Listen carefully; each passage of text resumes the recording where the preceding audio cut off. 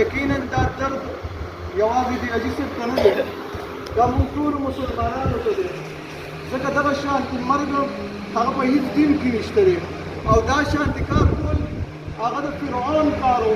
کله چې محمد رسول الله صلی الله علیه وسلم د معراج په شپه باندې بر اسمانونو وختلو، جبریل علیه السلام ته وایي ما یو خوشبو محسوس کړه، دا خوشبو د څه شي ده؟ هغه ورته وویل دا خو د ماشطې ده. ویل ماشطه څوک ده؟ هغه ورته ویل دا د فرعون وینځه وه. کله چې د هغه لور سره په منظورو په منځ کې نه پرېوتله، نو هغې هغه په منځ راواغېستل، ویل بسم الله. نو دا لور یې ورته وایي، د فرعون لور ورته وایي ویل آیا دا زما پلار یادوي؟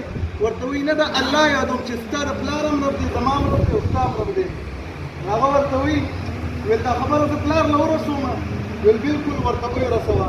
فرعون ورته ویل تا د ما نه علاوه بل الله نیولی دی؟ ویل آو، هغه زما هم رب دی او ستا هم.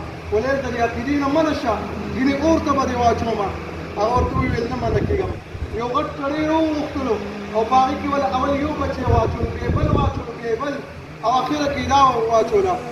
نو په دغې ټایم کې چې کله دې اور واچولو، ولې ویل زړه باندې مې څه خواهش شته؟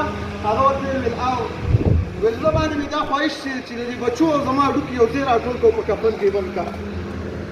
ویل دا هغه د معاشرتي خوشبو ده چې الله سبحانه وتعالی تا ته در ووسوله.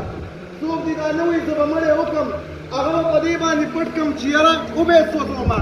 والله که په دې باندې پټېږي، که پټېدلې ماشطه به پټه شوې وې، لیکن بهترینه زنانه په دې باندې دومره اوچت شهادت الله ورکړو چې د هغې خوشبو الله رب العالمین محمد رسول الله صلی الله علیه وسلم ته ورسوله.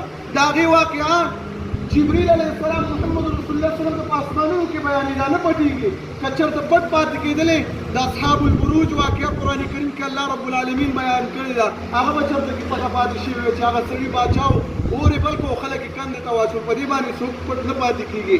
الله سبحانه وتعالی به ضرور راښکاره کوي. الله رب العالمین دې دا انسان ذلیله کړي چا چې راکار کړی دی. او د دې حدیث لپاره د خیر دعا کوو چې رب العالمین دې له صبر ورکړه. رب العالمین زړه باندې رب العالمین صبر پردې راولي. رب العالمین اله العالمین د دې عمل په وجه باندې ته نه راضي شه. هغه اوچته شهیده ده، الله سبحانه وتعالی به جنت ته وتړي. الله دې په دې کورنۍ باندې رحم وکړي. الله دې د غم په خوشحالۍ باندې بدل کړي. او څوک چې په دغه کار کې شامل شوي، رب العالمین دې ذلیل او رسوا کړي.